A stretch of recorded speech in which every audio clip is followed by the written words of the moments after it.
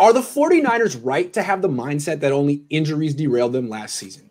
The Niners like to take this approach after the Super Bowl. It's like, hey, you know what? Bad luck, non-calls, this and that. We'll be back. This year, everything fell apart. You know what?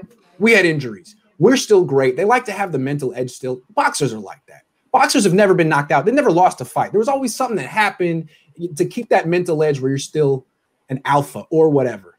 Is that the right approach? Would anything else just be negative and self-defeating, or is this like denial? Where we going? Jose, why don't you start off since you've been quiet in the corner getting your hair cut? Quiet in the corner. It wasn't in the corner. Everyone's in a row. I'll separate. We're social distance. But no. No, the 49ers not right to have that mindset. We could have that mindset, I guess, to a degree, and the fans can. The players shouldn't just be like, oh, come on, let's just scrap the season. It was injuries, we're fine. Because they're gonna build themselves up into a zone of complacency. And as a player, you shouldn't feel that way. Like, should you think like, hey, injuries bothered us or derailed us? Sure.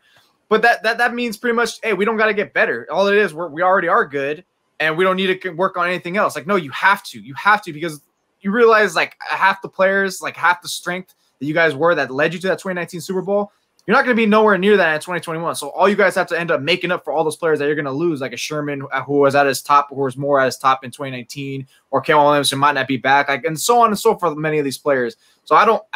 You can say it to a degree like, yeah, injuries did derail us, but you can't just say, hey, that's all we need. You got to keep getting better. Don't feel like you're in the zone of complacency, especially when you haven't done anything for more than one season in recent memory. So no. Yeah, my favorite thing of that was the fact that it was Deebo Samuel that tweeted that out, and Deebo Samuel is one of the guys that missed so much time this season. So I don't really understand it. For me, it's a bad look.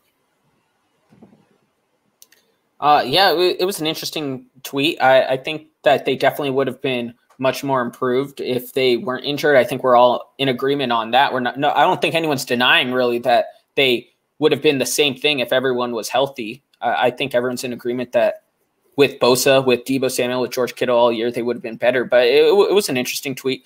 This is a weird year for social media. I don't know. Yeah, it's everyone on the Niners saying we're not as bad as you think we are. Here's the problem why I don't like it. I get what they're trying to do. They're trying to maintain some type of confidence and say we're a good team. We believe in ourselves. That's great. It's just it seems like the message that they're conveying that they don't even realize they're conveying is that they have nothing left to prove. They're great. Yeah. That's what they are. They proved it in 2019, and losing the Super Bowl, having a bad 2020, that doesn't change anything. The Niners just have this quality of greatness. And what I don't know if it's the coaches don't understand it or the young players don't understand it, is it doesn't work that way. You're not something. You're either getting better or you're getting worse. You're never something. So that team is on the way down while the Rams are on the way up, and they can turn it around, but they're not the same team they were a year and a half ago. They're totally different, and they do have something to prove.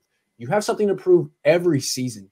And if you had a player like Joe Staley, Frank Gore, Richard Sherman still on the team, they would be saying things like that on social media, in the press conferences, as opposed to the young ones being like, hey, nothing's changed. We're so great. I didn't play that bad. It wasn't my fault. Like, it's not the right mentality, I don't think. And I think a veteran understands that.